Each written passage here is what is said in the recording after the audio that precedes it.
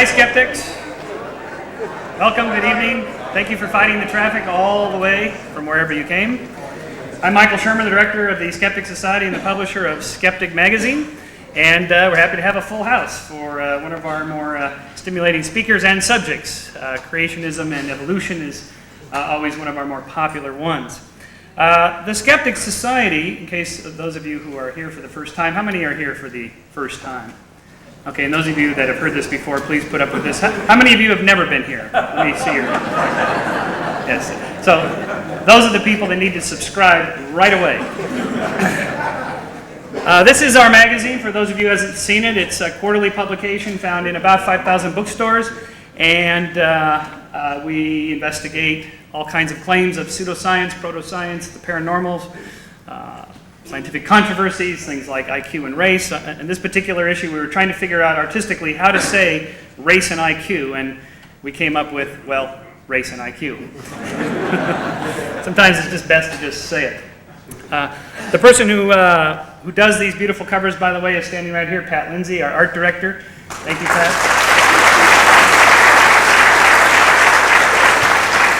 And the person who runs the office, my wife, Kim Shermer.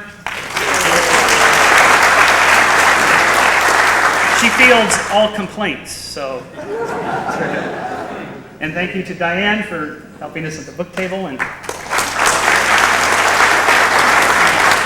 two other people just to introduce briefly on my editorial board is Dr. Bernard Lycan, the physicist. Please stand up, Bernard. A lot of you know Bernard. In case you do get from the front to the back of this, or if you're one of the people that reads magazines backwards, the last article here is How to Eat a Light Bulb, and that's written by Dr. Lycan, so if you're interested in that.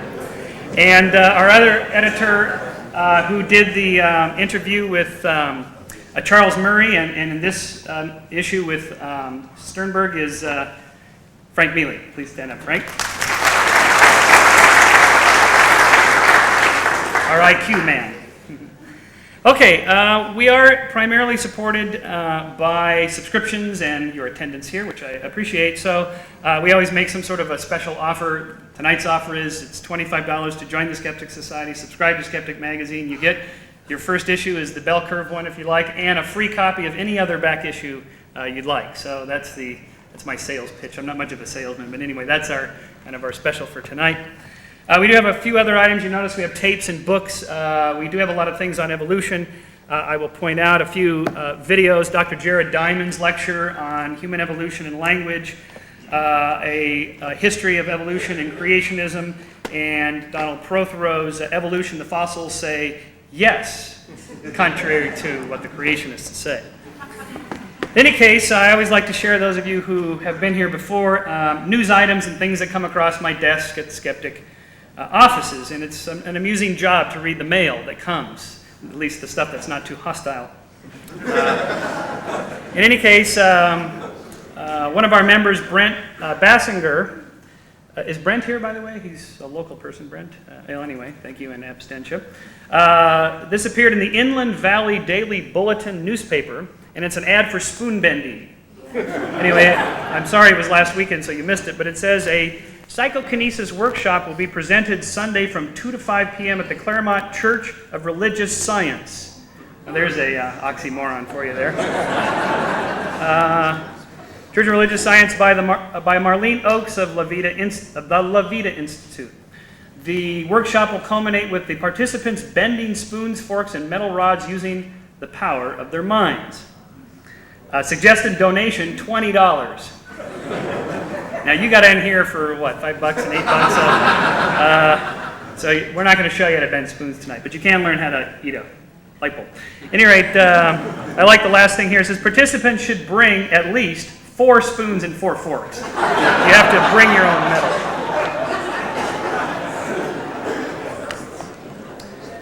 Another member sent us an ad here from a popular magazine, and this is for Pyramid Power.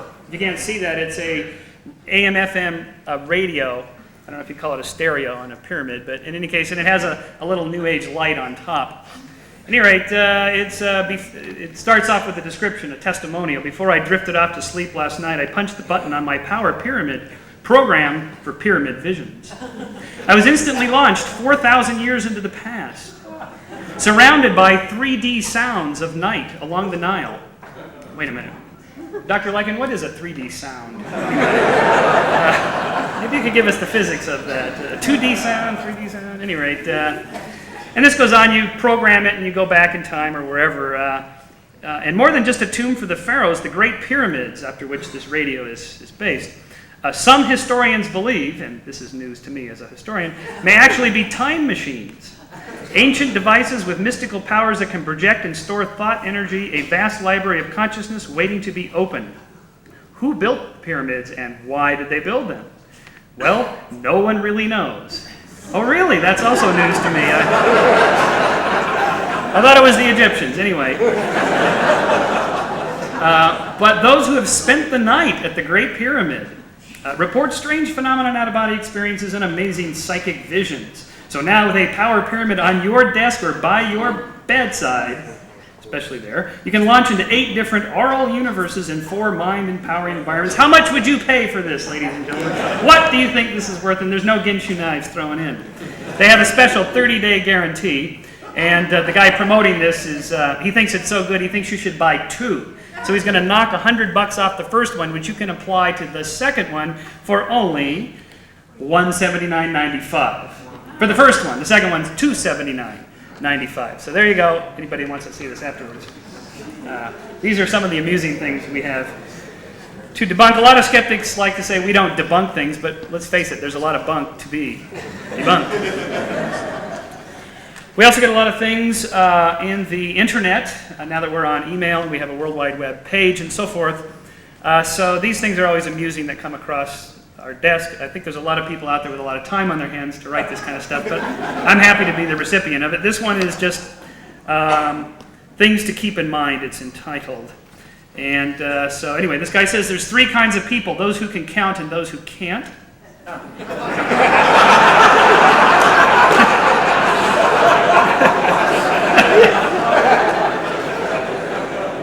He asks, why is abbreviation such a long word? And by contrast, he suggests, don't use a big word where a diminutive one will suffice. And then a throwback from that 1970s song, this one is, I can see clearly now, the brain is gone. For our New Agers. For those who believe in near-death experiences, this guy says, I used up all my sick days, so I'm calling in dead.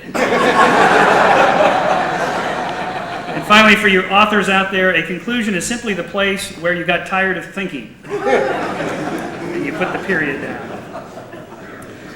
Anyway, the other thing I got on the internet yesterday, which is serious, actually, but as a way to seg into introducing our speaker tonight, since the reason evolution is controversial at all is because it deals with humans and origins, and it seems to affect people's religious beliefs, or at least they perceive it should, and therefore it should be stopped in these kinds of things. Anyway, this is a poem passed along down the internet by written by an ex-priest. This was passed along from somebody at the Habitat for Humanity.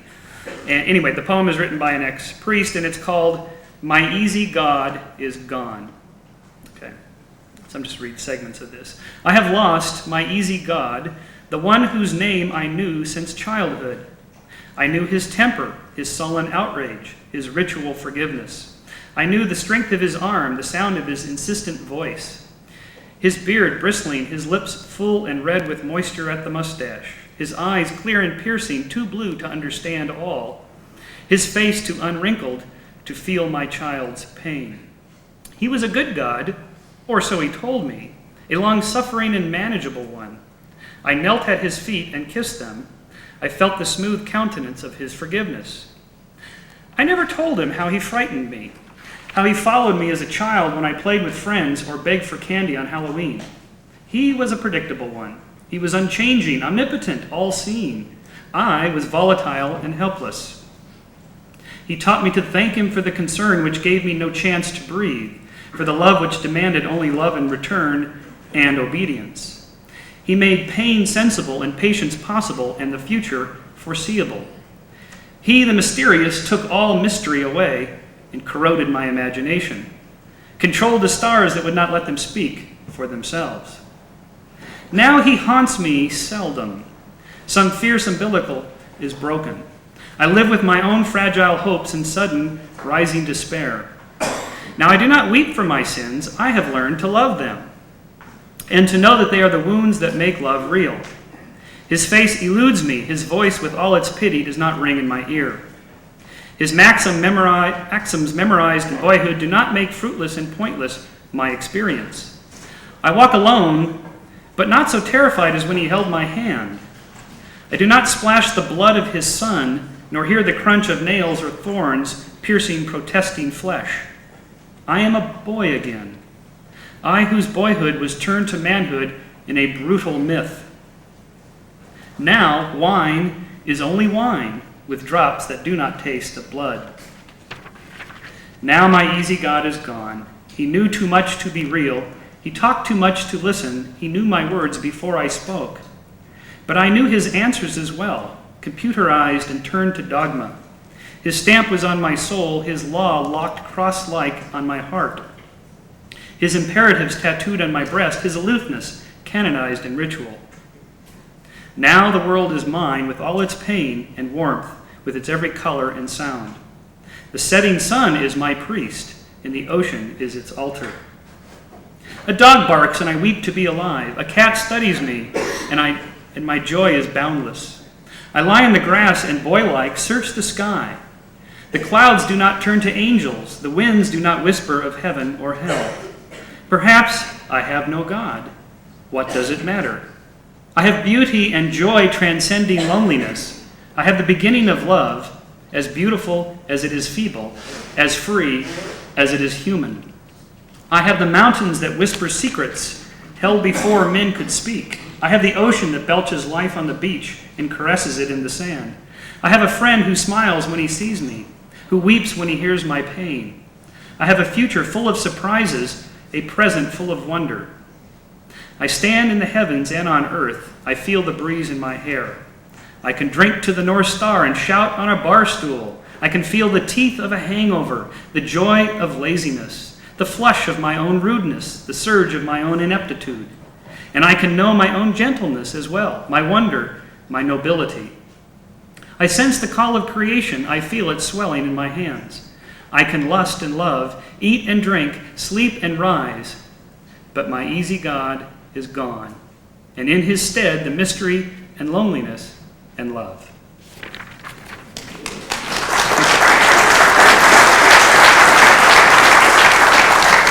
You never know what you find when you're surfing the internet, right? No, it's surfing channels. Anyway, cruising the internet, I think it is. And so one of the, I think, challenges that evolution brings is to finding humanity without a higher power. And certainly our speaker today has given a lot of thought to these subjects. Oxford University professor Richard Dawkins, as many of you already know, is the author of many best-selling books, including The Selfish Gene. And his latest book is River Out of Eden, A Darwinian View of Life, which he was on the Larry Mantle show tonight. Some of you may have heard driving over here talking about. I think it's telling that in popular culture, certain terms get passed along, whether it's now through faxes and internet or through word of mouth. And so you hear things like memes and selfish gene and the blind watchmaker, his other best-selling book. I mean, these are terms that just everybody uses. Well, where do they come from? Well, they came from these books. They came from our speaker today. And in fact, some of the chapter titles in this book are quite amusing. Immortal Coils, The Gene Machine, Genesmanship, and my favorite, You Scratch My Back and I'll Ride on Yours. Which reminds me of the play on that other book, I'm Okay, but You're Only So-So. I'll tell you, too, this is another interesting cultural thing. This book is the #1 best-selling book in England, of all books. Unfortunately, Margaret Thatcher's memoirs come out later this week, so it remains to be seen what happens. But it's not here in America, so why is that? Why do we not have as many science books here that are as popular as in other cultures? To that end, that's what we're working on. The Skeptic is trying to promote this kind of thing. So, and I'll read just the quote that Francis Crick said about this book, Francis Crick, who discovered DNA. I urge you to save your soul to read Dawkins' book. Well, this is the Skeptic. So to save your mind, I urge you to read this book. Please help me welcome Dr. Richard Dawkins.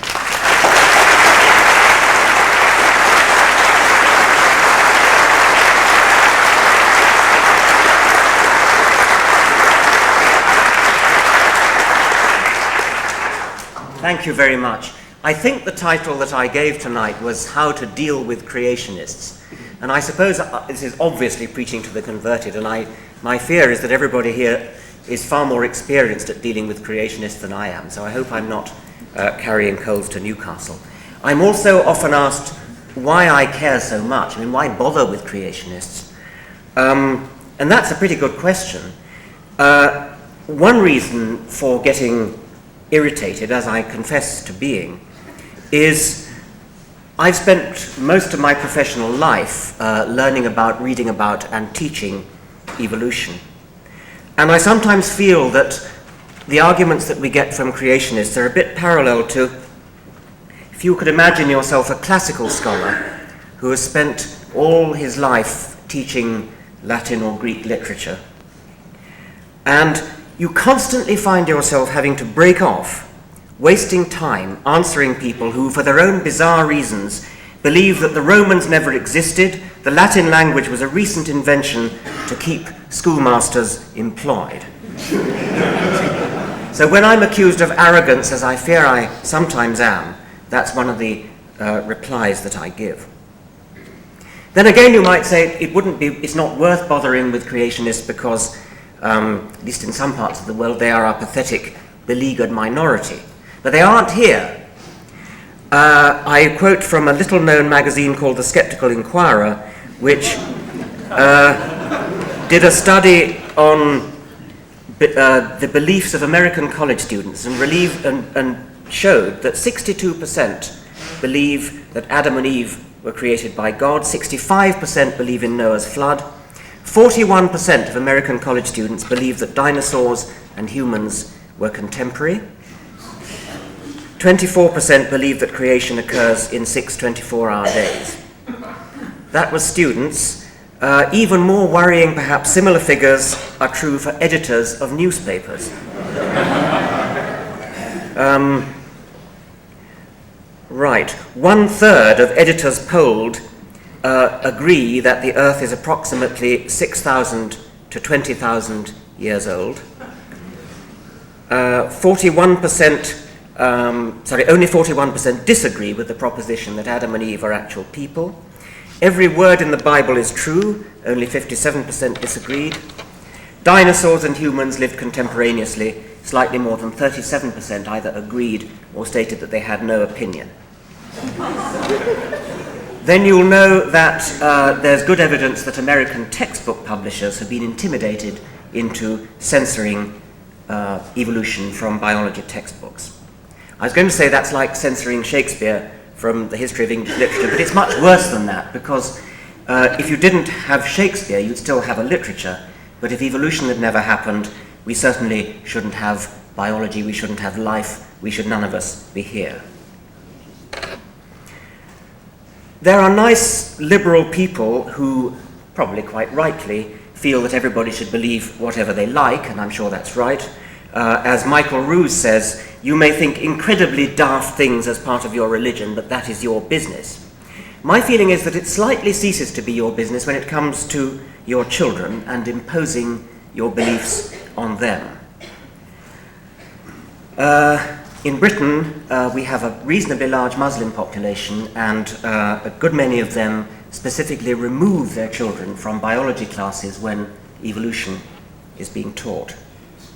Now, I think that's a form of child abuse, and I think that children need to be protected from mental abuse by their parents, just as they need protecting from physical abuse.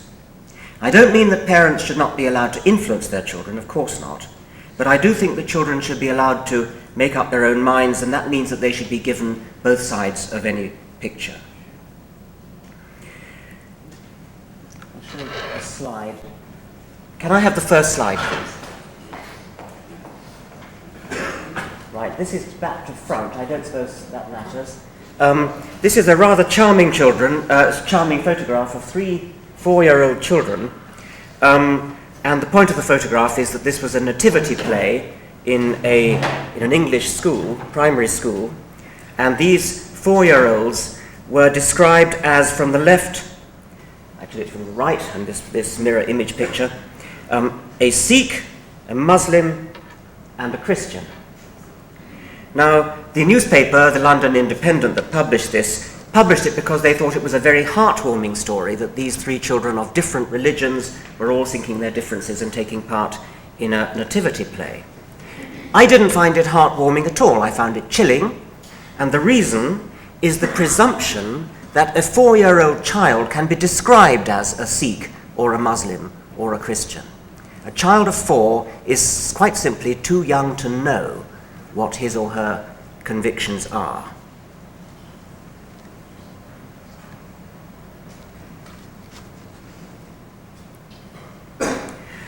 But my real reason for attacking creationism is that the people who espouse it are missing such a lot. This picture, ironically, comes from a creationist pamphlet, and it shows our solar system there in the perspective of the galaxy, and it's designed, quite rightly, to inspire in us a sense of awe and wonder.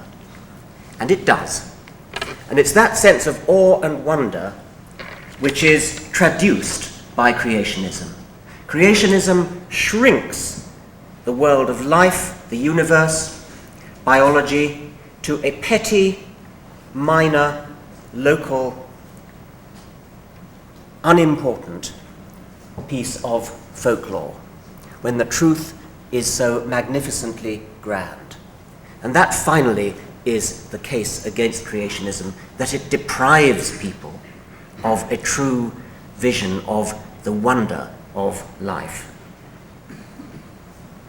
I want to make a preliminary distinction between evolution, which is the belief that everything is descended from a common ancestor, the whole process taking a very large amount of time, from Darwinism, which is the belief that it's driven by natural selection, and specifically neo-Darwinism, which is Darwinism plus Mendelian genetics. One has to make this distinction because it's possible to believe one of these without believing the other. And similarly, we could make a distinction between different kinds of creationists. There are naive fundamentalists. These pictures, many of them come from creationist tracts. This man is looking at this rock and saying that it's only, or looking at the proposition that it's only 6,000 years old. Even some creationists are embarrassed by the suggestion that the Earth is as young as this. Jimmy Swaggart, the flamboyant televangelist, one of several to have been caught with his pants down,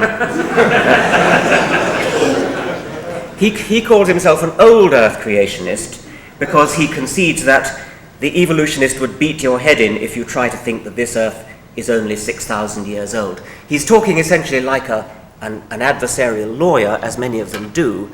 He recognizes that you're going to lose your case if you make your case sufficiently absurd. And so that's the reason why he does not wish to advocate that the Earth is only 6,000 years old, though many of his colleagues do in fact advocate just that. So I make a distinction between naive fundamentalists and more sophisticated ones.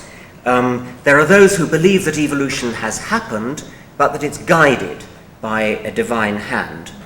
This was the point of view, for instance, of the Duke of Argyll in the 19th century, who was one of the people that Darwin had to argue against. He recognized that the evidence for evolution was overwhelmingly strong, but felt that God was there to help evolution over the jumps, as it were, and the difficult bits, like the evolution of the eye, God was there to lend a guiding hand.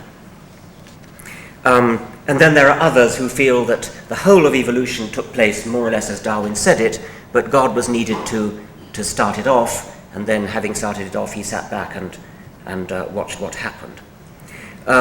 Much of what I shall say will be actually arguing against the first type of creationist, the naive fundamentalists. I think it's worth considering a little bit what the motivation of these people is. I mentioned just now the adversarial lawyer. That's what they sound like to me. I don't know whether that's how they sound to other people. I don't know if they're sincere in their beliefs, the high priests of the movement, people like Henry Morris and Duane Gish. I find it hard to believe that they're sincere. They certainly argue by taking only the evidence that supports their claim and ignoring the evidence that doesn't, which is the quality of a good lawyer, I suppose. Henry Morris is fairly candid that the truth of the Bible comes first.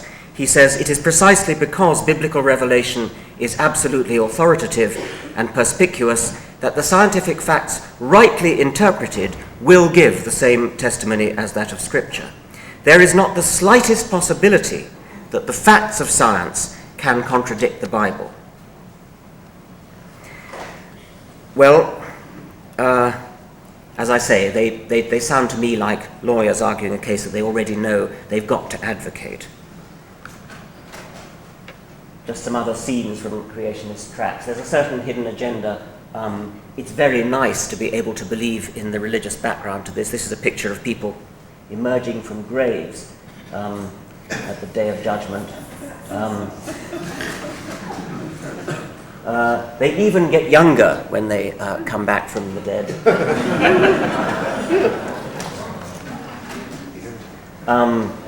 There will be a restoration of harmony between humans and animals, and presumably between the lion and the lamb and things. Incidentally, quite a good question to ask a creationist is why God made tigers so good at catching prey and at the same time made prey so good at getting away from tigers. You'd think if he wanted one thing or the other to happen, he'd have engineered it rather better. I wonder whether maybe he enjoyed the spectator sport.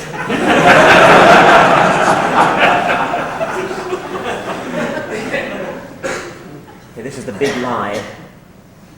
I won't bother with that one.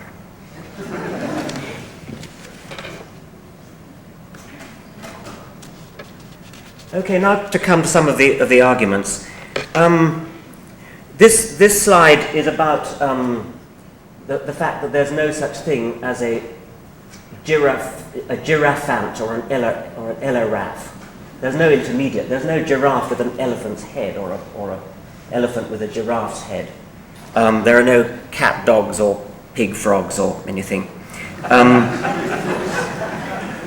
The quotation from a creationist book, "Nor in our current environment do we find a blending of species. Horses of different breeds abound, and so do deer, both of which thrive today in this world. But while a horse has no horns, and a deer has two, there is no evidence for an in-between species with one horn. The unicorn seems reserved for the pages of children's books.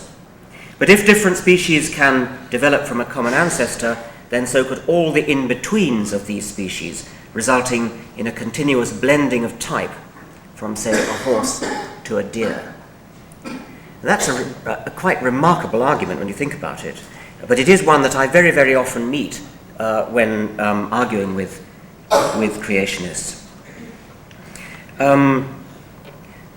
The truth, of course, is that evolution is a branching tree, and the animals that we see are the tips of the twigs. Now, if you were to follow those twigs back, you would come to a series of intermediates between modern animals and their ancestors, and you would eventually meet a common ancestor with the other animals. So if you were to follow the ancestry of giraffes back and the ancestry of elephants back, you would eventually come upon a common ancestor, and there has lived on this earth an intermediate, all the continuous range of intermediates between that common ancestor and modern giraffes, and between that common ancestor and modern elephants. But it's a simple warping of logic to expect, therefore, to find today intermediates between giraffes and elephants. Apart from anything else, it's not just giraffes and elephants, but every single species and every other species that presumably on that logic you'd expect to find intermediates between, and there wouldn't be room on Earth for all the different kinds of intermediate.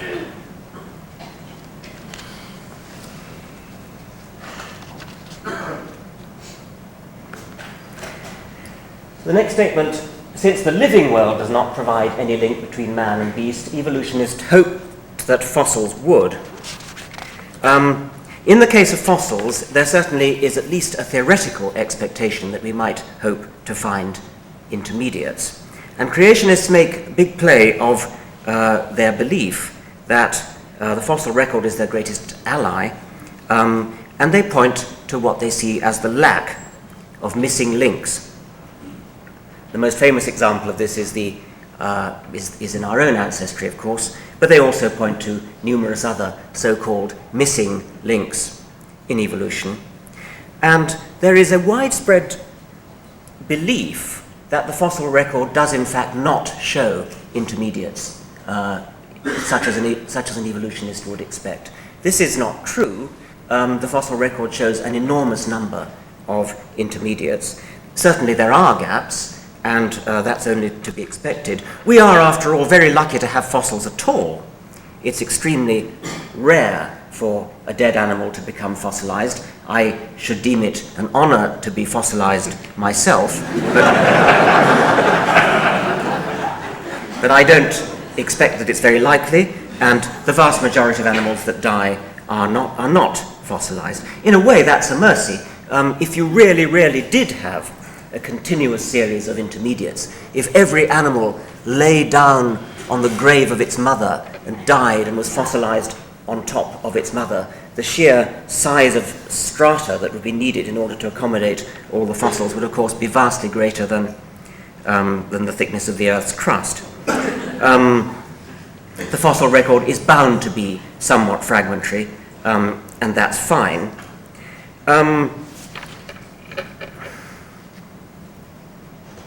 What you can say is that if you do look at the sequence of fossils as they are laid down in the fossil record, you never get any fossil that is in the wrong place from the evolutionary point of view, any fossil that actually violates the expectation of an orderly sequence. J.B.S. Haldane, the great British biologist and evolutionist, was once challenged indeed by a Popperian enthusiast to name a possible case that would contradict Darwinism. The suggestion being not Darwinism, evolution. The suggestion being that evolution was unfalsifiable and therefore a bad theory. And Haldane promptly came out with a contingency that would falsify evolution, namely fossil rabbits in the Precambrian. And there are any number of such cases that could have happened, but as a matter of fact, don't.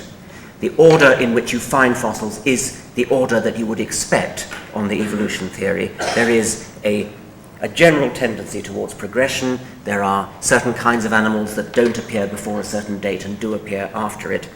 The creationist explanation for this ordering is a particularly good one.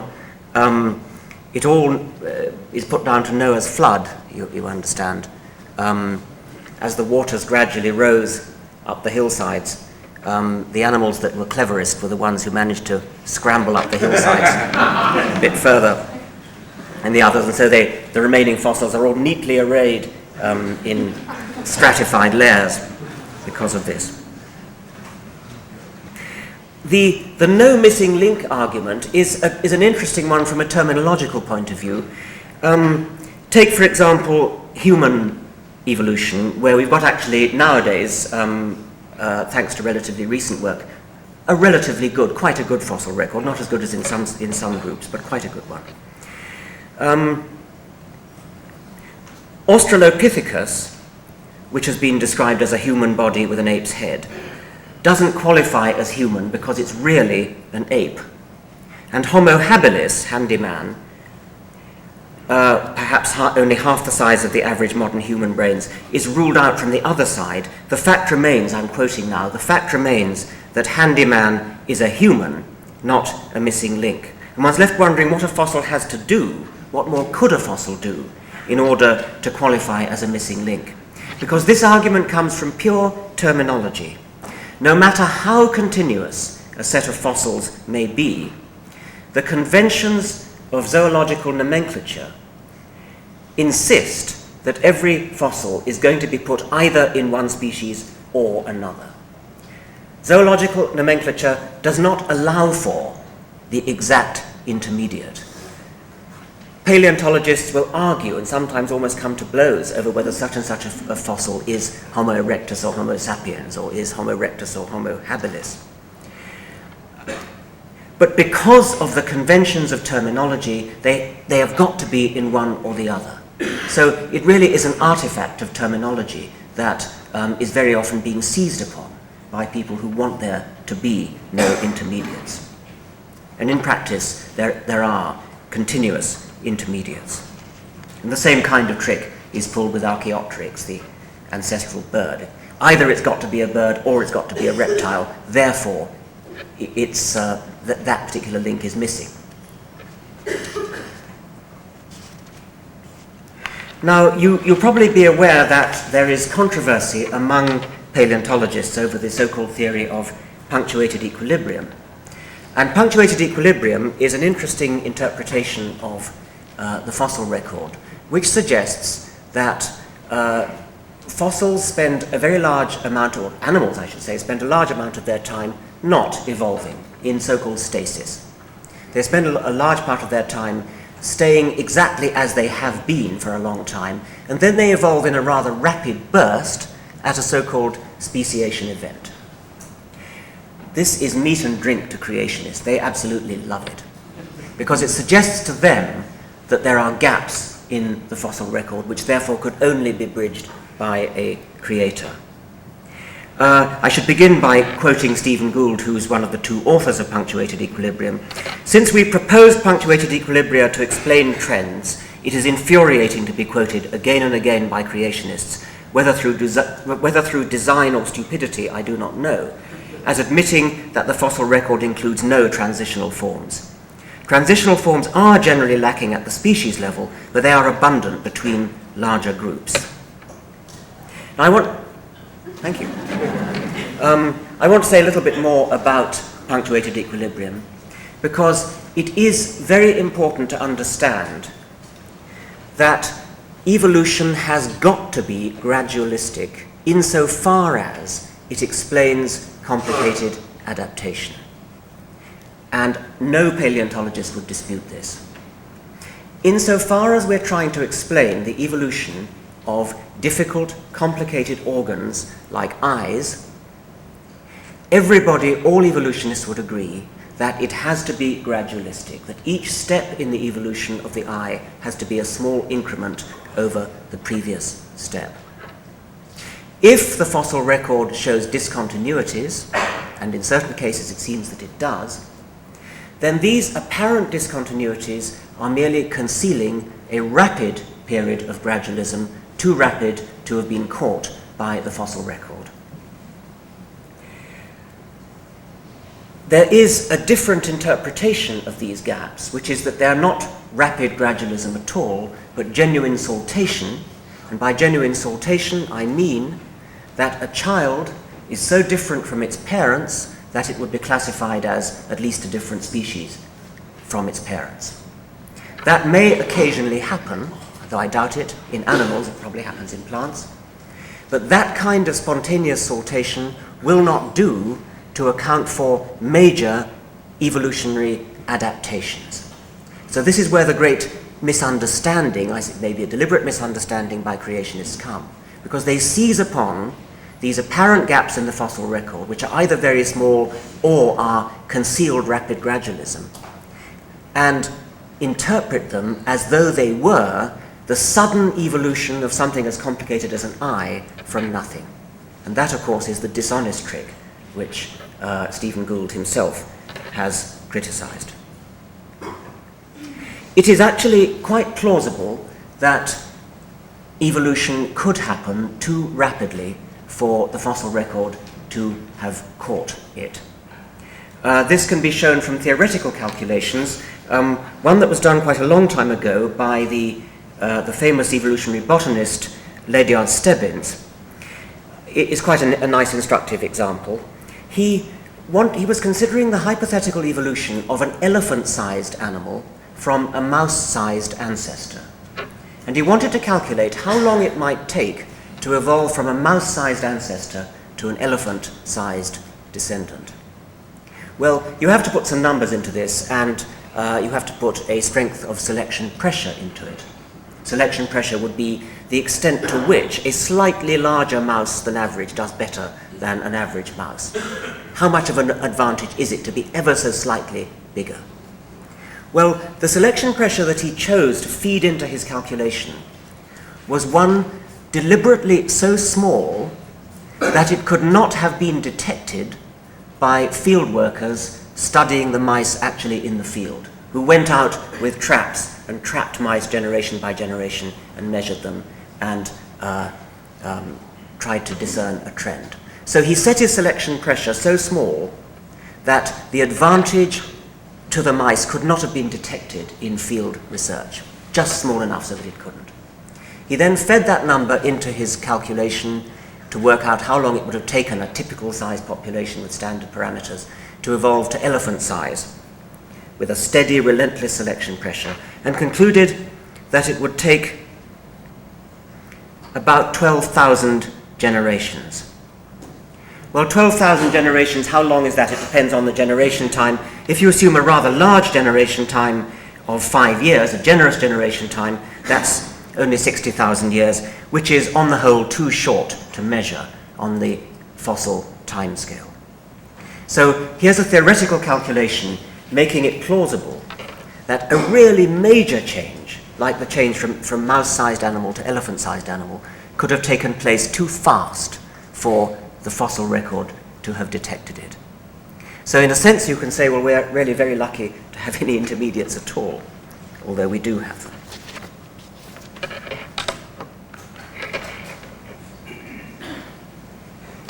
This is the famous peppered moth. This is again from a creationist tract.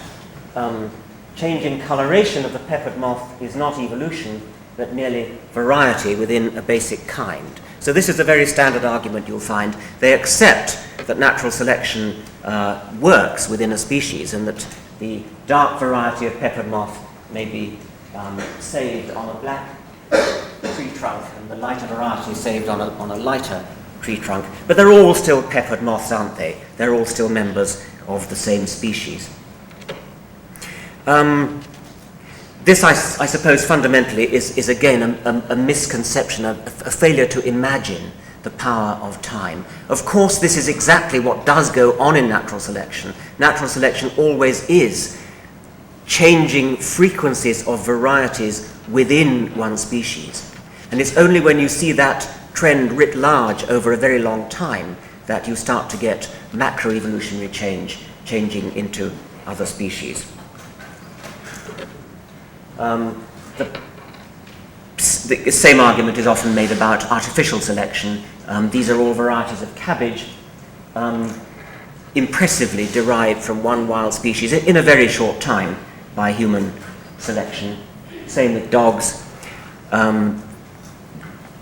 Breeds of domestic dogs are remarkably different from one another, but they've all been bred from wolves in a very short time. The creationist argument is, but they're still all dogs, aren't they? And I suppose the answer to that really is that yes, they are, but they've only had a few centuries in which to diverge. Various breeds of dog and a wolf at the top.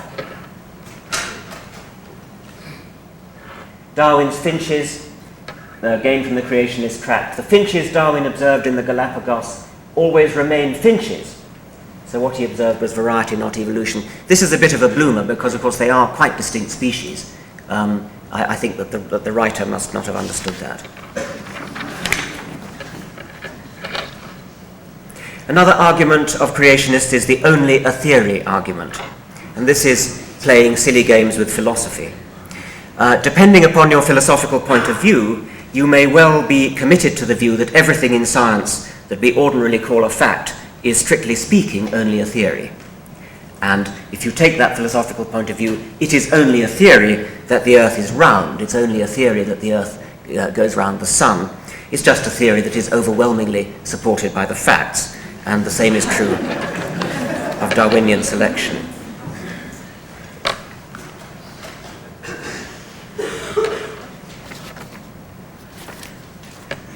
Right. This is another picture from a creationist tract.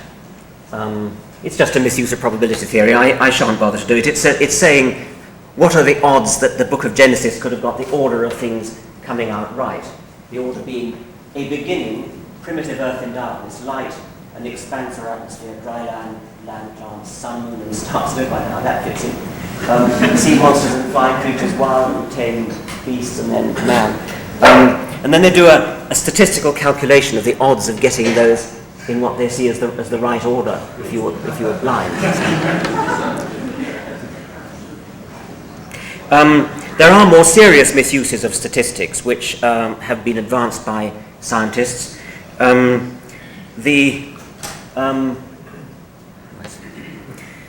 famous Fred Hoyle argument, metaphorically put as the Boeing 747, the odds of a hurricane blowing through a junkyard and having the luck to assemble a Boeing 747 is compared with the luck that natural selection would need in order to put together something like a hemoglobin molecule or an eye. And of course it misses the point that it's a progressive process and that intermediates along the way are improvements on what went before. Hoyle put his argument specifically with respect to molecules, where it's easy enough to make the calculation because you know what the sequence of amino acids is in a large protein molecule, and you know that there could have been 20 amino acids at each point, and so you can calculate 20 times 20 times 20, you get an enormously large number for the number of possible ways in which you could assemble a molecule of, say, 200 amino acids long. So what are the odds of getting that? And of course they're ridiculously astronomical. Again, it misses the point about gradual improvement. And this has actually been demonstrated in the laboratory by various people, including Spiegelman. Spiegelman and others did these fascinating experiments of putting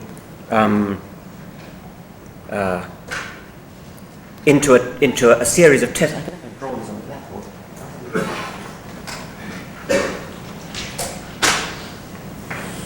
You have in effect a series of test tubes containing water with the enzyme that synthesizes RNA, and you seed the first test tube with a little bit of a tiny fragment of RNA, and the solution contains the raw materials, the smaller molecules that are needed in order to build up RNA. And so you start here and you leave it for a while, and RNA molecules grow, and then you pull out a drop from this test tube and drop it into the next test tube, as it were seeding the next test tube with the beginning of a culture. Pull out another drop from there and seed the next one. And after you've been through a number of test tubes, what happens is that you end up essentially always with the same large molecule called Spiegelman's mini variant, which is about 218 base pairs long. It's quite a large molecule. And you always converge on that molecule because of a kind of natural selection.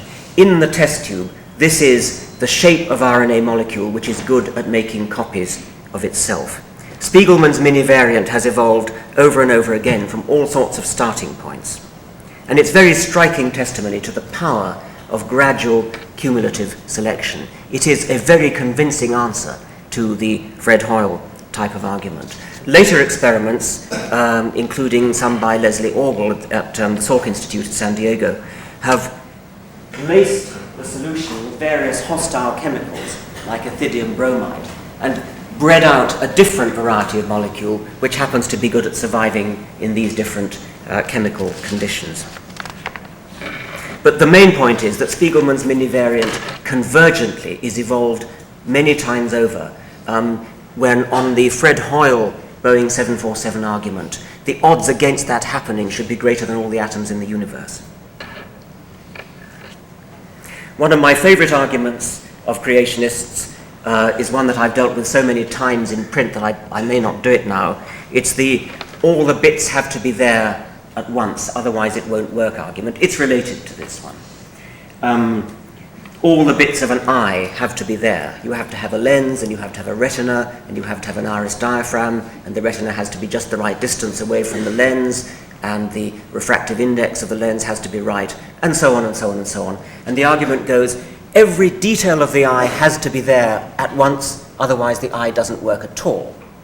And therefore it can't have evolved by gradual evolution. And the answer to that, of course, is that it's not true that every bit has to be there in order for it to work. 1/10 of an eye is better than no eye at all. 2/10 of an eye is better than 1/10 of an eye. 3/10 of an eye is better than 2/10 of an eye.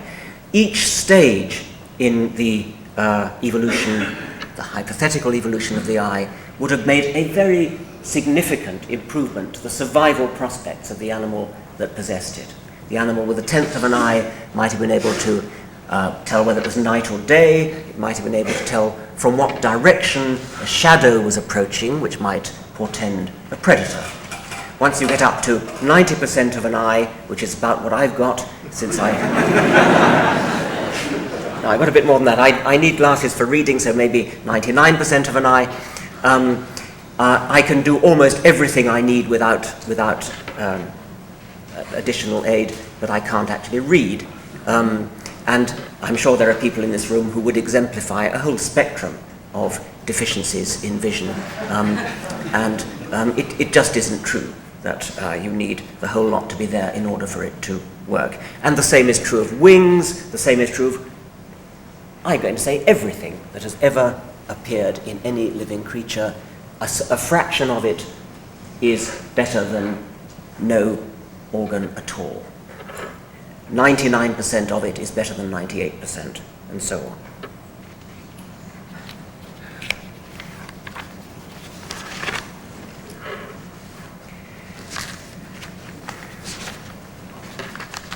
How am I doing for time? You're okay. Okay. We started a bit late, didn't we? When did we start?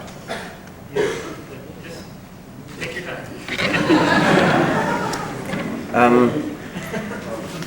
Let me see what slides I've got.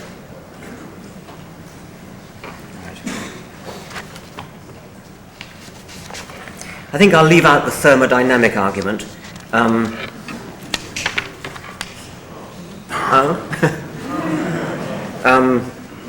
It's the claim that's often made by opponents of evolution that the theory of evolution violates the second law of thermodynamics. There's a lovely quotation from Sir Arthur Eddington about the second law of thermodynamics, which I would like to read. He says, if someone points out to you that your pet theory of the universe is in disagreement with Maxwell's equations, then so much the worse for Maxwell's equations. If it is found to be contradicted by observation, well, these experimentalists do bungle things sometimes. But if your pet theory is found to be against the second law of thermodynamics, I can give you no hope. There is nothing for it but to collapse in deepest humiliation. So, if evolution really did contradict the second law of thermodynamics, it would be quite something. Actually, of course, the only thing that would contradict the second law of thermodynamics, if anything did, would be creation by a god.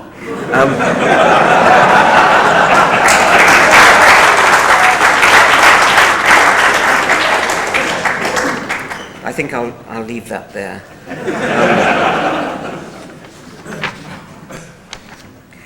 Perhaps just say a little bit more about there is a tendency of people to think of the second law as though it was a kind of driving force towards some particular end. And I think it is important to understand that it is, if we use the famous library analogy, if a library has no librarian, then the books will gradually get shelved all in the wrong places, and the library will approach more and more disorder. It will be less and less in a state of order. But there is no particular state of disorder that libraries tend to converge upon. The only thing that's going on is that the number of ways in which a library can be disordered is hugely greater than the number of ways in which it can be ordered. And that's really all that's going on. Similarly, we can see something like that, we can say something like that in biology. when we define what we mean by adaptation. However many ways there may be of being alive, there are vastly more ways of being dead. So, if you think of the number of possible ways in which living flesh could be organized, the vast majority of them would be dead, would never come alive at all. So it is a pretty difficult thing to be alive. Being well adapted is a very improbable thing, and it has to come about by a very special process, which is natural selection. This is one of the reasons why coming back to an earlier point I made, we cannot countenance evolution by genuinely large jumps. Because if you could imagine all possible animals, all possible plants, set in a sort of mathematical space, surrounded by, as their neighbors, those that they most resemble, and as you get further and further away in this mathematical hyperspace, you're moving towards animals that are more and more different. A major mutation, a large change, represents a big jump from the present place in this hyperspace of all possible animals out to a very distant place. And as I've just observed, the vast majority of conceivable animals are dead. Impossible to... there are things like animals with eyes in the soles of their feet and ridiculous combinations of bits. And this is why, it's another way of putting why, in order to get adaptive evolution, we have to think in terms of small-scale changes. The mutations that are favored by natural selection are small mutations. R.A. Fisher, another great evolutionist, I think it's rather appropriate that the lights should come on when Fisher Fisher made the analogy of a microscope, and the quality of the adaptation is analogized by the degree of perfection of focusing of the microscope. So you have the microscope lens, which is a certain distance above the slide. Fisher makes the point that if the lens is too high, then a small random movement downwards will improve the focus, but a small random movement upwards will make it worse.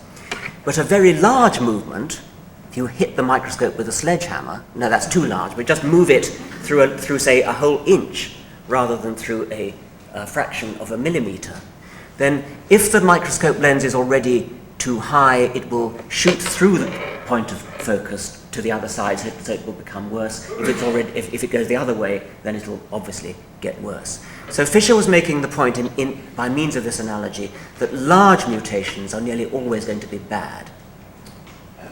Small mutations, to the extent that they are very, very small, will converge upon a 50% probability of being good. If they're almost infinitely small, then however well adapted the animal is at the moment, there may be a slight tendency for it to get better. So Fisher made the point that the larger the mutation, the more does its probability of being an improvement converge upon zero, and the smaller the mutation, the more does its probability of being an improvement converge upon 50%. And this is why it's often observed, not least by creationists, that the great majority of described mutations are bad. This is a set of mutant fruit flies, Drosophila. You see the normal wild type on the left, and the normal fruit fly. And these are various mutations that have been described. There's one with no wings at all. There's one with nasty little wings. There's one with sort of crumpled wings. There's one with small wings. These are all inviable. None of them would survive in the wild.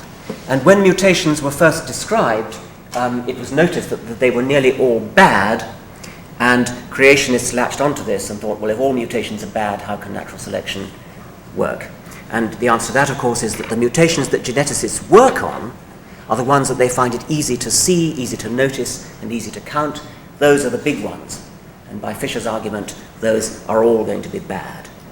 The ones that actually matter for evolution are the tiny ones that are much too small for convenient genetic work.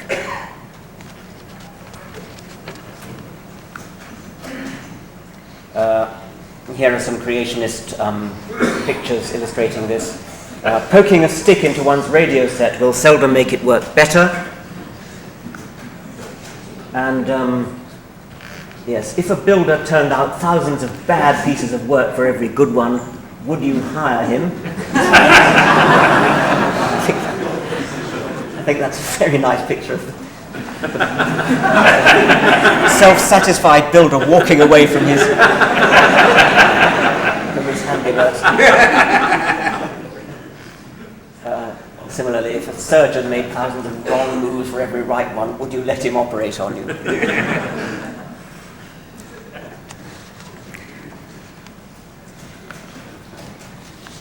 Right, I thought I might say a little bit about African Eve, so-called Mitochondrial Eve, because it's an interesting story.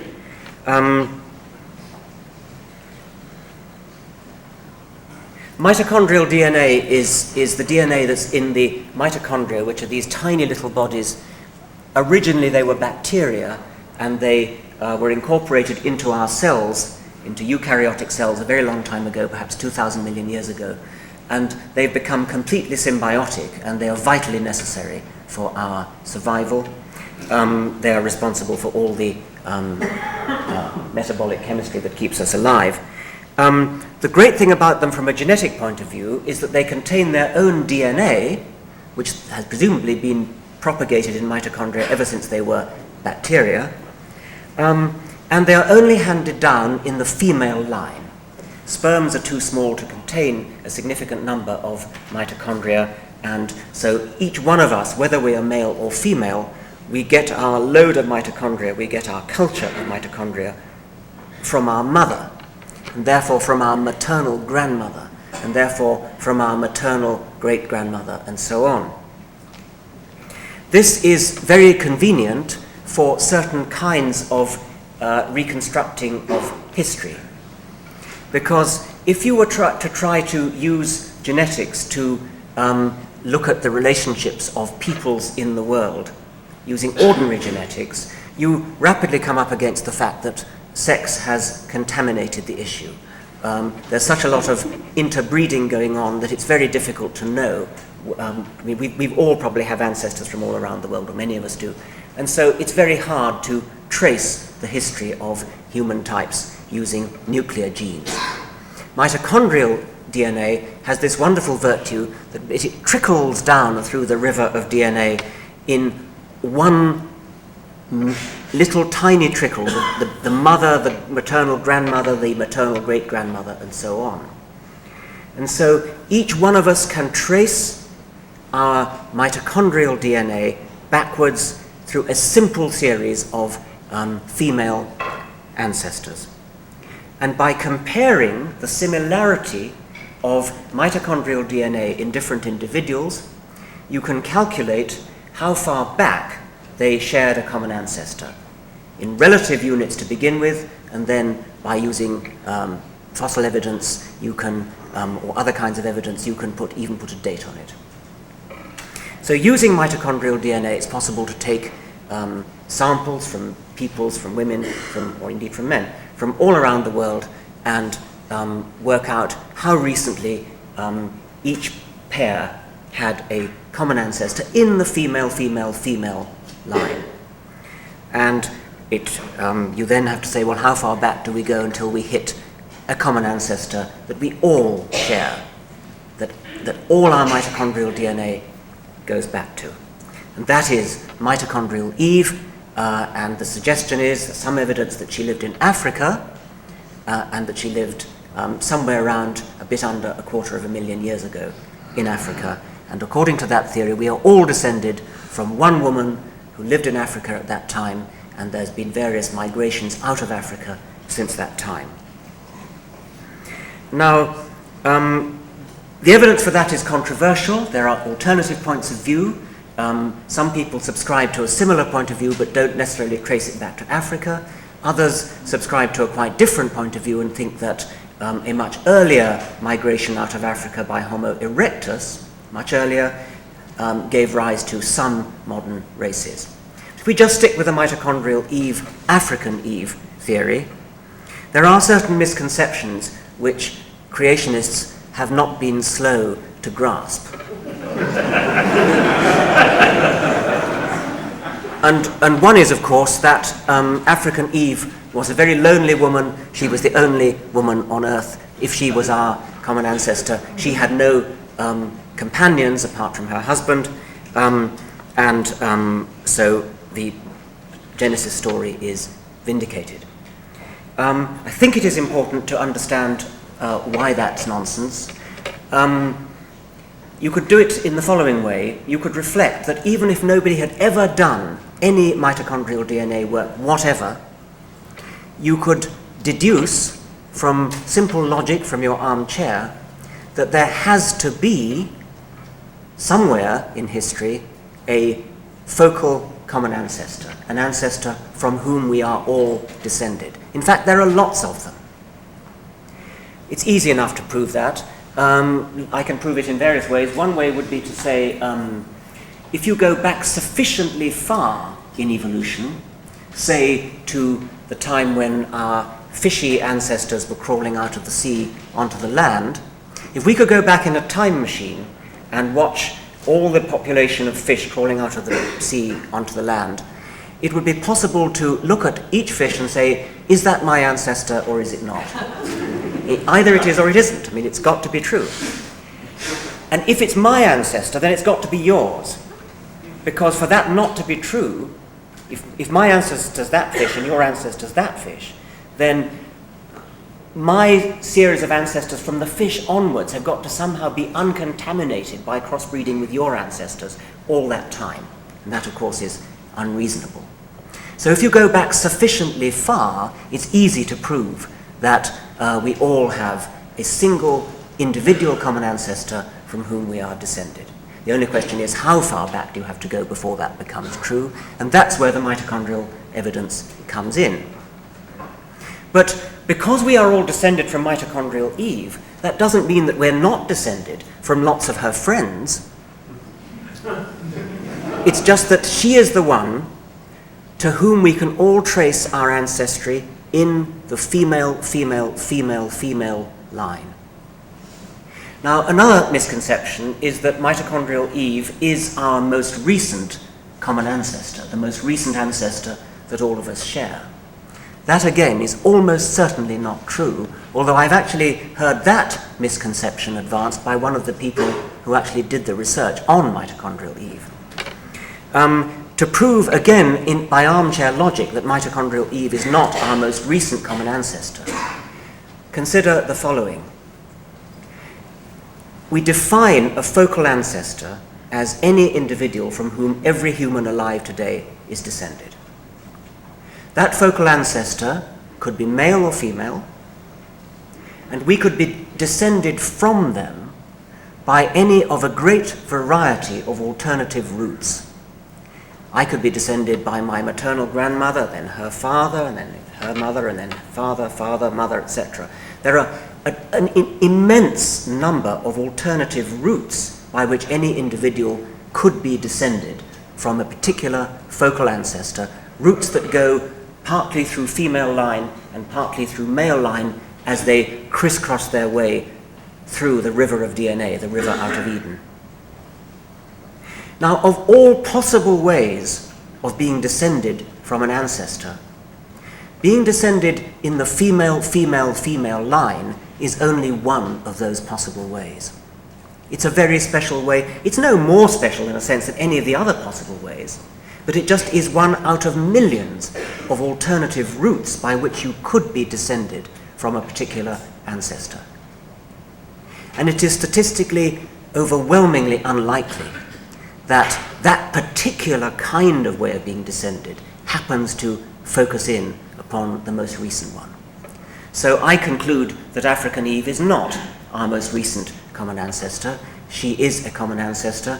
She's the most recent common ancestor of all our mitochondria, and that's all we can say. I'd even go further and say that our most recent common ancestor, our most recent focal ancestor, is probably an Adam rather than an Eve, if you simply accept the proposition that polygyny is likely to be more common than polyandry.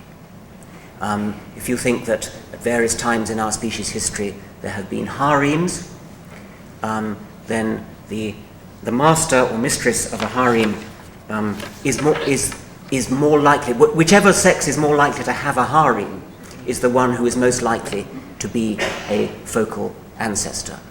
To take an extreme case, Muley Ishmael the Bloodthirsty had, I think, 800 wives. He's a kind of symbol for feminists, I think. His method of mounting his horse sums up his character. He ensured quick release when mounting his horse by leaping into the saddle and simultaneously decapitating the slave who held the bridle. That's the kind of man he was, and that's the kind of man that apparently was admired in the sort of society that he lived in. But my point is, who is more likely to be the focal ancestor of the population of modern Morocco, Muley Ishmael the Bloodthirsty, or any one of his unfortunate wives? That's the kind of argument you could advance to suggest that our most recent common ancestor is actually more likely to be an Adam than an Eve. Mitochondrial Eve, of course, has to be female because mitochondria only go down the female line.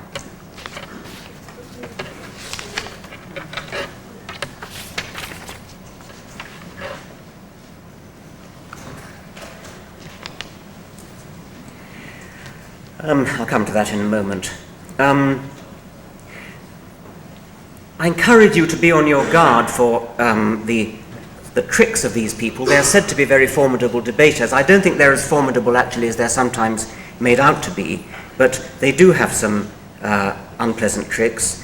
One of them is to concede, for example, that evolution is obviously true, but their only quarrel is with Darwinism, is with natural selection, which sort of sounds reasonable because it's certainly much more plausible to argue that. But then when you listen to their arguments, they'll then go and provide arguments against evolution as well, for good measure. Another tactic is to pretend that you're not religious, and that's very frequently done. You will often read creationist tracts and they will quote some individual and they'll say, who, by the way, is not religious.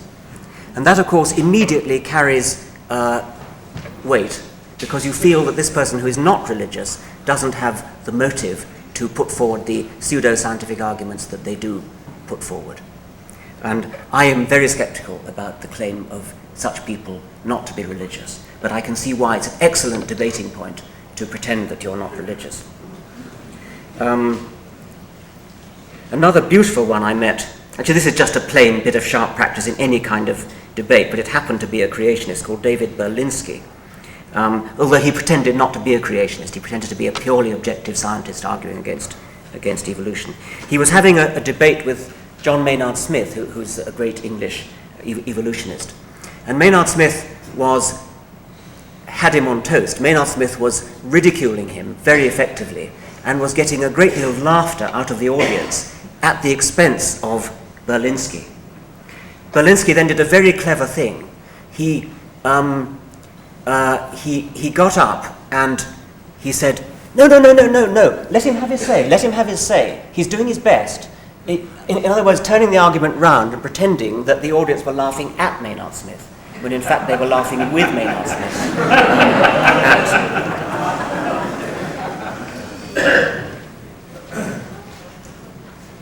Another one, of course, is partial quotation.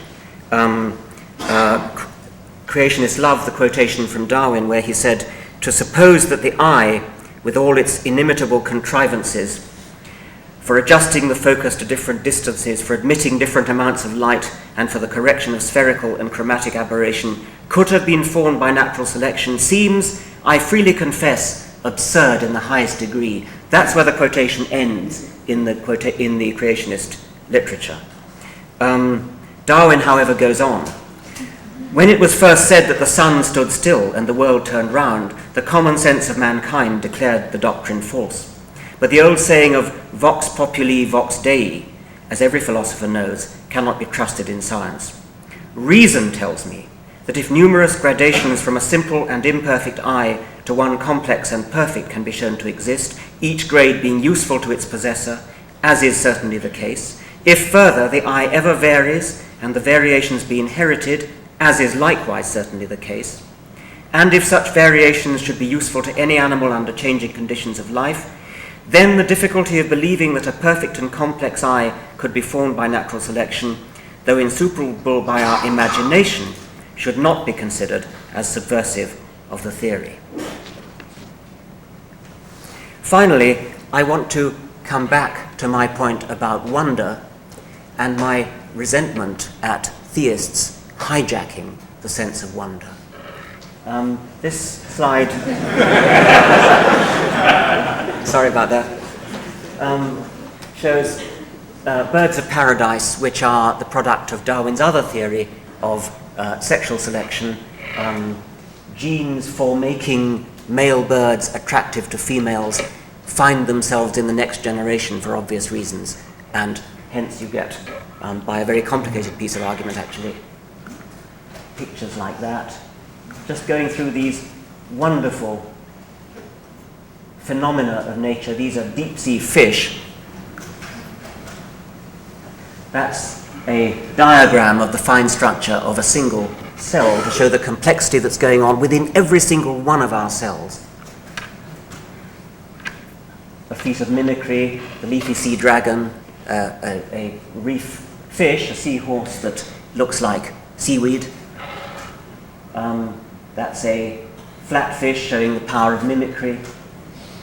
A praying mantis looks like a flower and gains protection against being spotted by its prey by looking like a flower. Bee dusted with pollen.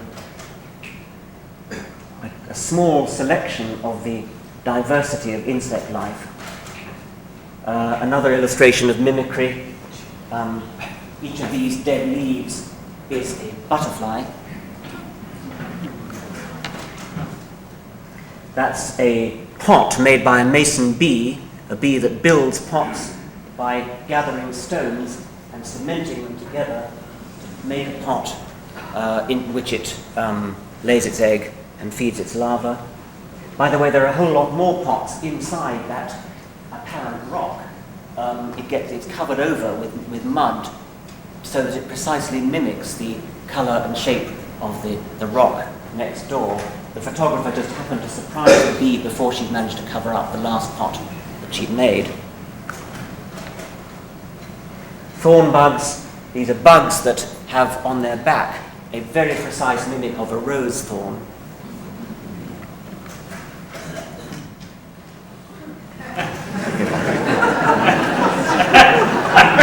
Sorry, I spoiled my punchline, never mind.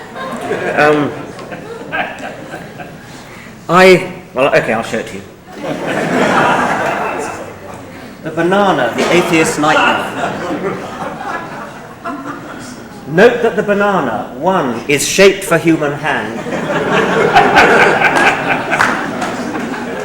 2, has non-slip surface. 3, has outward indicators of inward contents. Green too early, yellow just right, black too late. 4, has a tab for removal of wrapper. 5 is perforated on wrapper. 6, biodegradable wrapper. 7 is shaped for mouth. 8 has a point at top for ease of entry. 9 is pleasing to taste buds. 10 is curved towards the face to make eating process easier.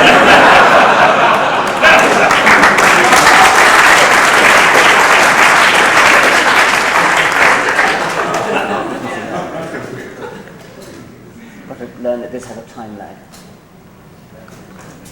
That was the last slide. Okay, so I've got to go back, have I? Okay, that's it. To say that the banana happened by accident is even more unintelligent than to say that no one designed the Coca-Cola can. Test 1. The person who thinks the Coca-Cola can had no designer is A, intelligent, B, a fool, C has an ulterior motive for denying the obvious. I want to go back to finish on this matter of the sense of wonder. Because my feeling is, and it really came up in the poem that Michael read at the beginning, that there is more wonder and more poetry in understanding nature than in just simply sitting back and reveling in alleged mystery. And I want to quote finally from Richard Feynman, who was accused by one of his friends of missing the beauty of a flower by studying it. And Feynman responded, "The beauty that is there for you is also available for me too, but I see a deeper beauty that isn't so readily available to others. I can see the complicated interactions of the flower. The color of the flower is red. Does the fact that the plant has color mean that it evolved to attract insects? This adds a further question. Can insects see color? Do they have an aesthetic sense? And so on. I don't see how studying a flower ever detracts from its beauty. It only adds." Thank you very much.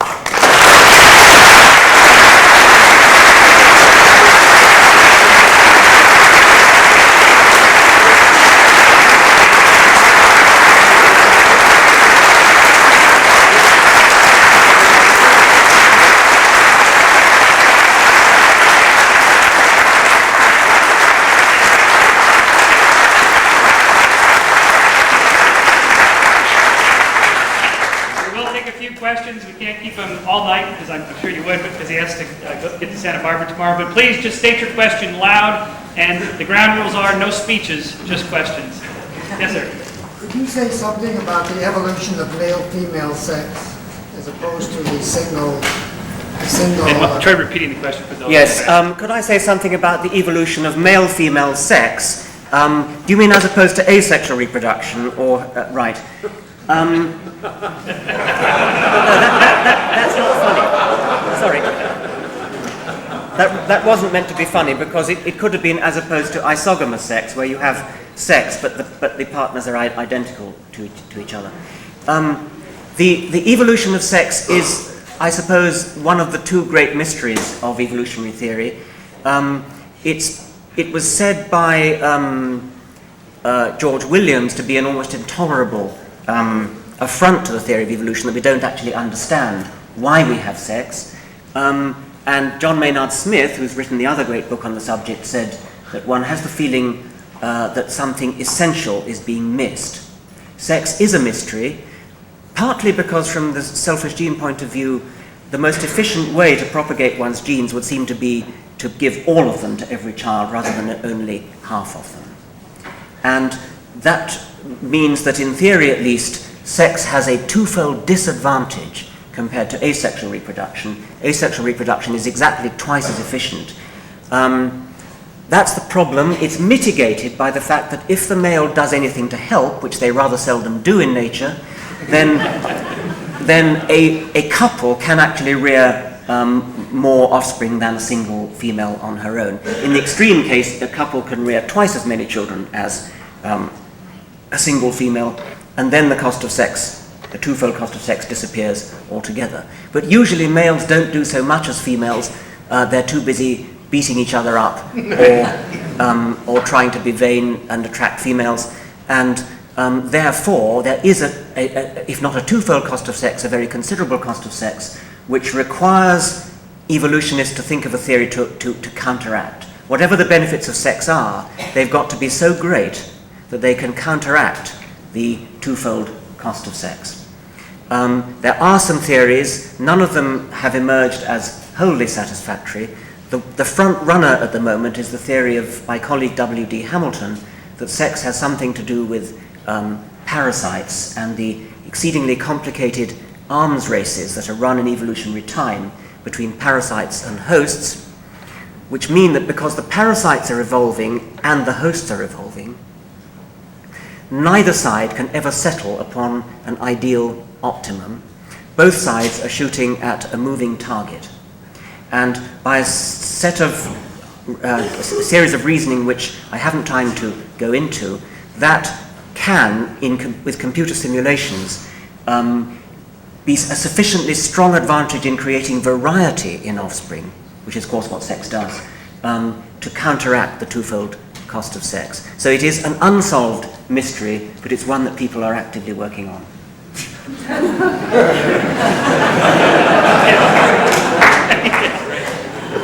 One question I want to ask about evolution is, what exactly happens between species? As in, do you have a parent of one species that by mutation has an offspring of another species, or exactly how does that happen? No, it doesn't happen like that.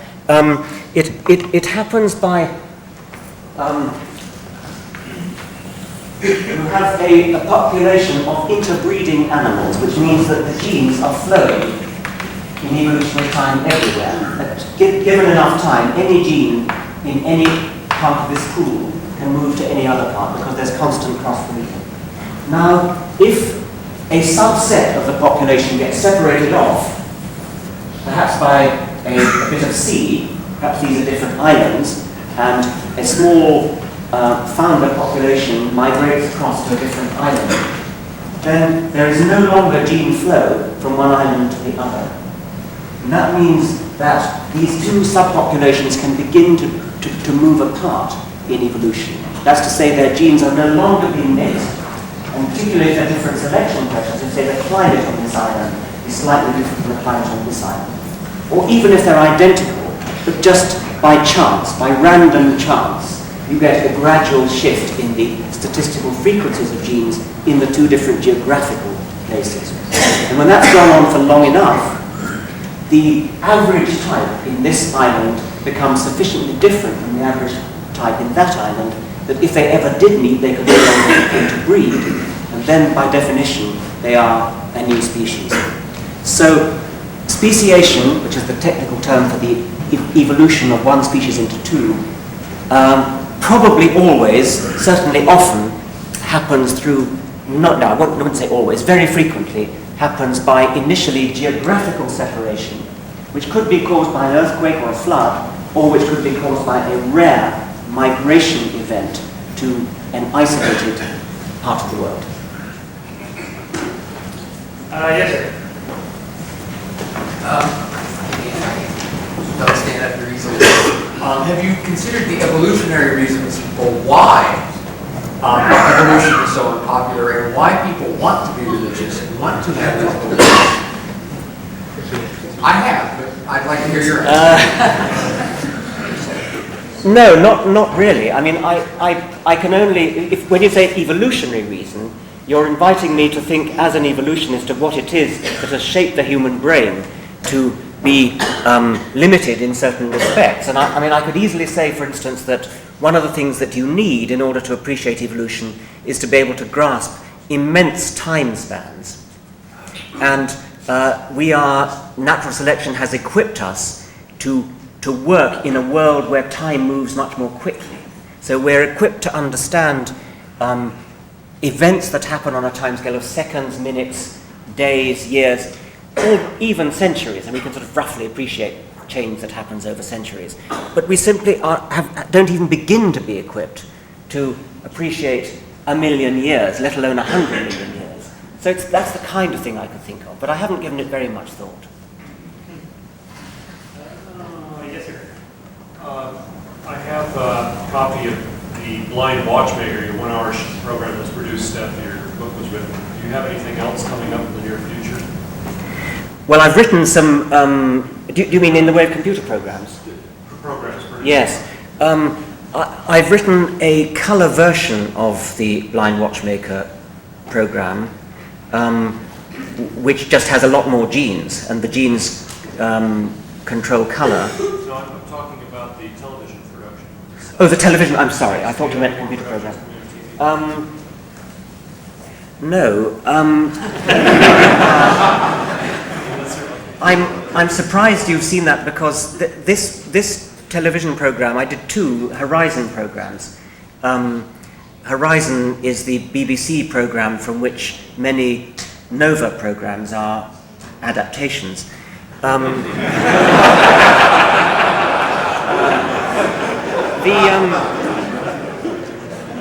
Not all Horizon programs are adopted by Nova. The reason why my two, the Blind Watchmaker and the other one was called Nice Guys Finish First, these were not adopted because Americans can't understand English accents.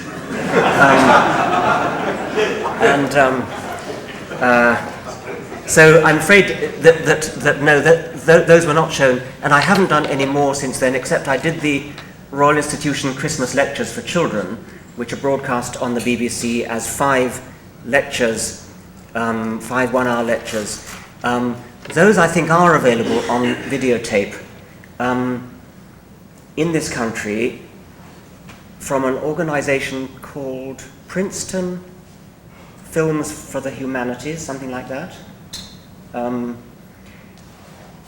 They're slightly oddly marketed because although I gave these 5 lectures, my name doesn't appear anywhere on the on the box.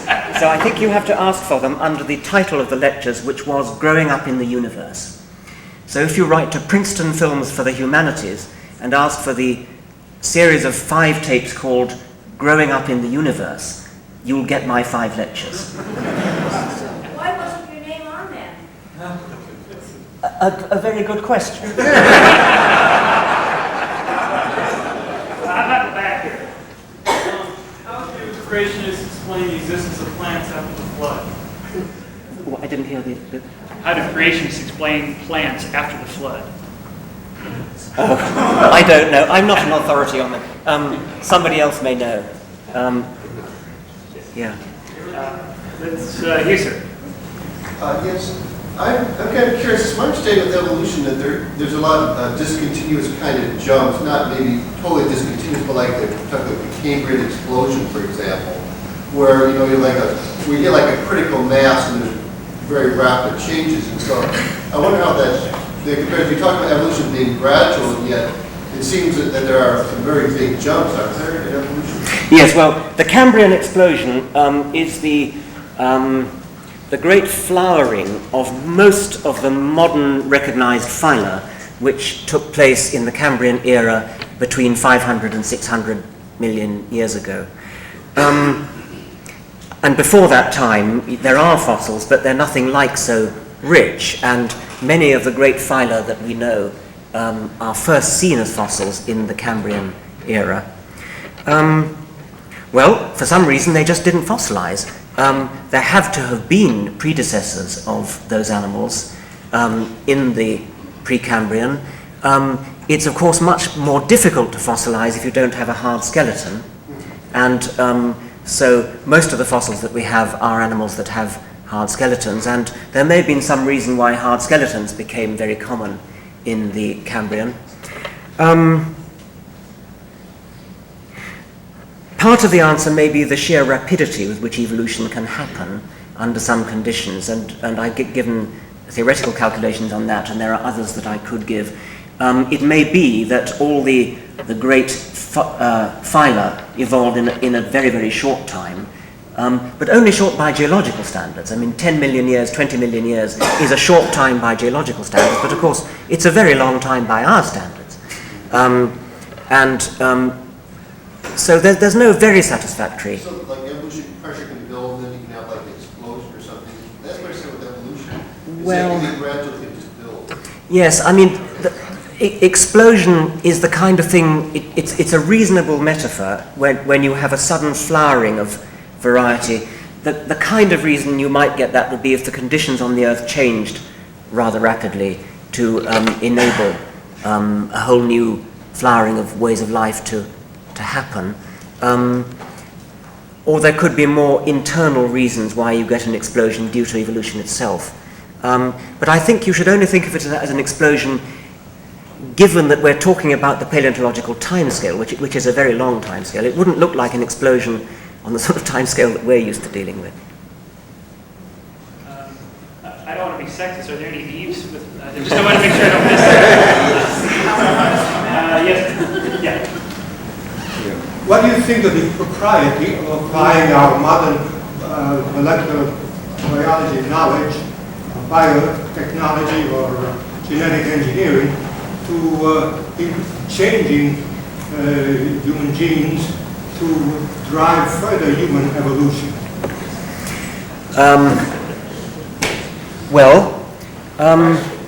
One thing I think I'd say about... Repeat the question. Yes, what do I think of the propriety of using genetic engineering to guide future human evolution?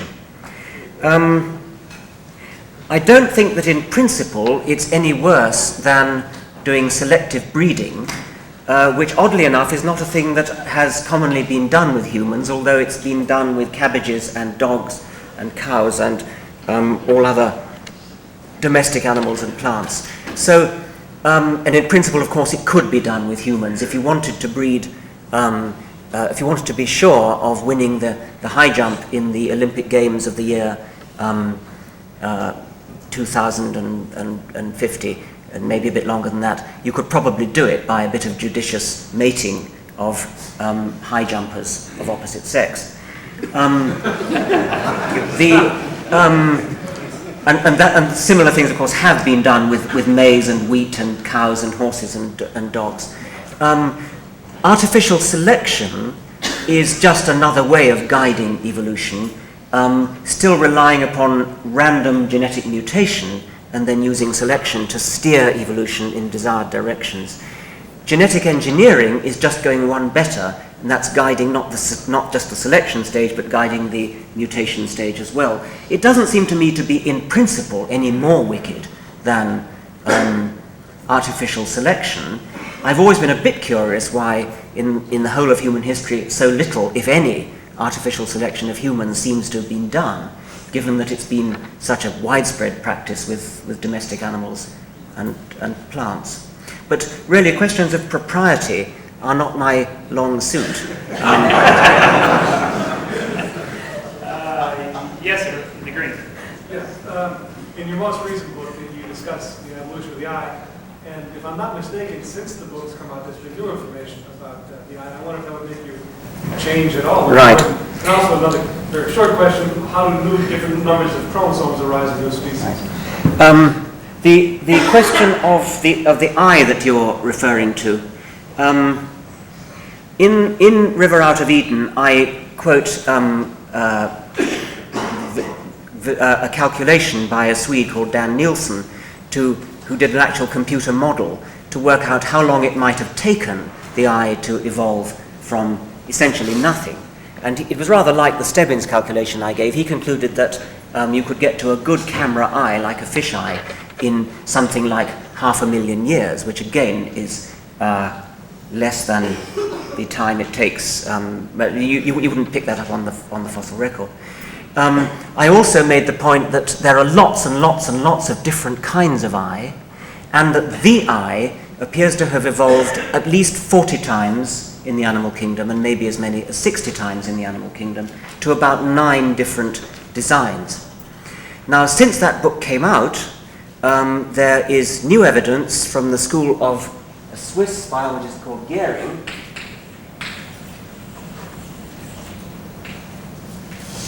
This evidence came out after River Out of Eden was published. It's therefore somewhat annoying to me that a reviewer of River Out of Eden criticized me for not mentioning it.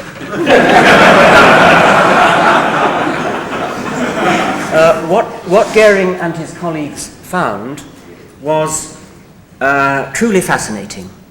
In Drosophila, the fruit fly, there is a mutation called iris. There's a gene called iris.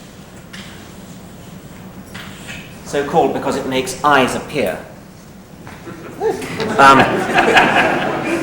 The reason for that is that mutations, geneticists always name mutations for the when it goes wrong.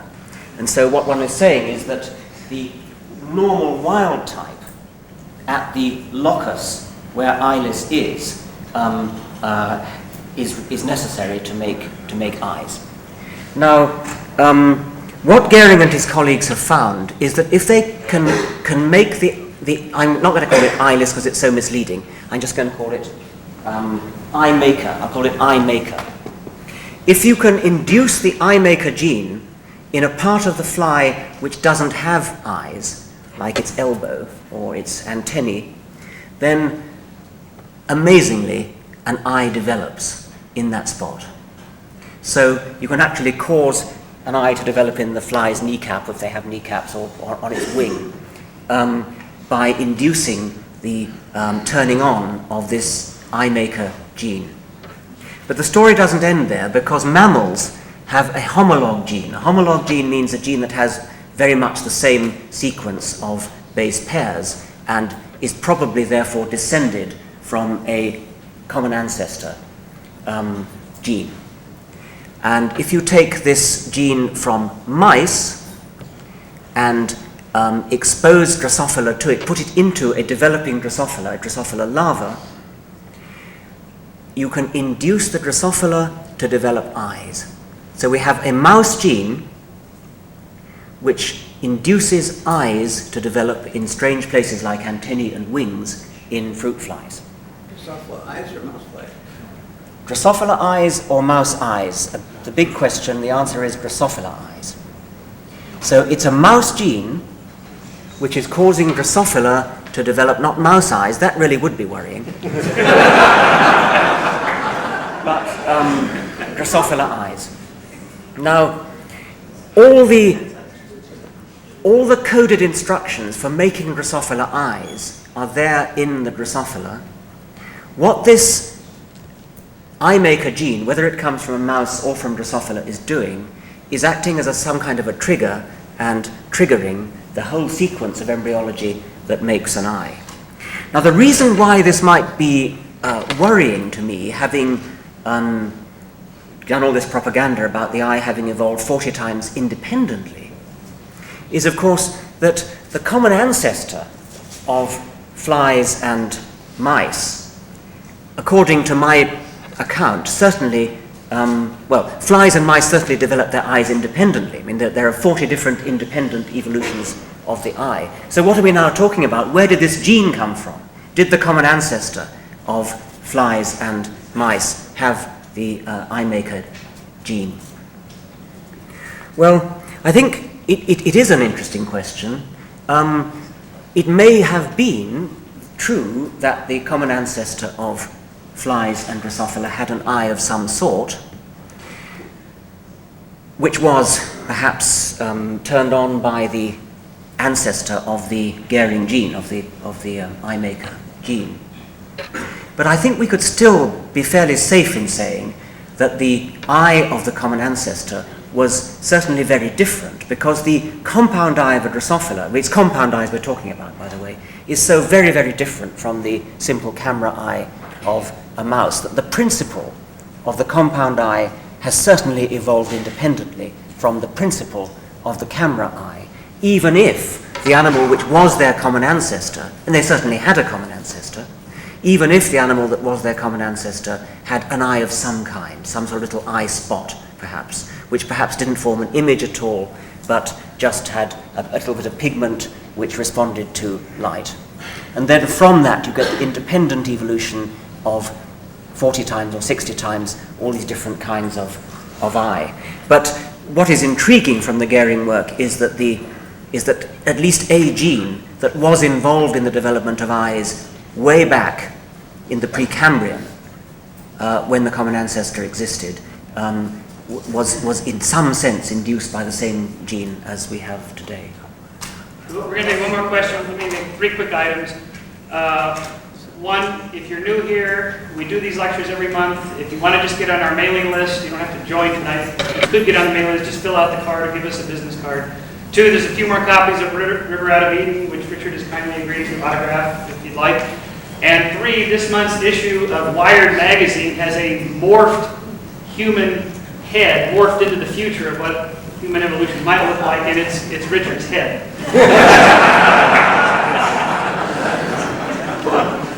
Yes? There's a group of small islands off the coast of Siberia where the fossil remains are found of pygmy-sized woolly mammoths.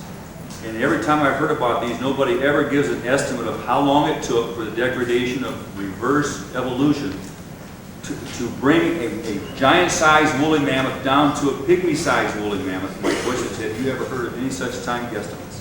No. But I mean, it presumably would be very short for the kind of reason that I gave when I talked about the other direction, going from a mouse-sized animal to an elephant-sized animal. So I don't know of the evidence, but it wouldn't surprise me if that evolution was very fast. I don't see why it shouldn't be, but maybe it wasn't. I don't know what the evidence is. Thank you for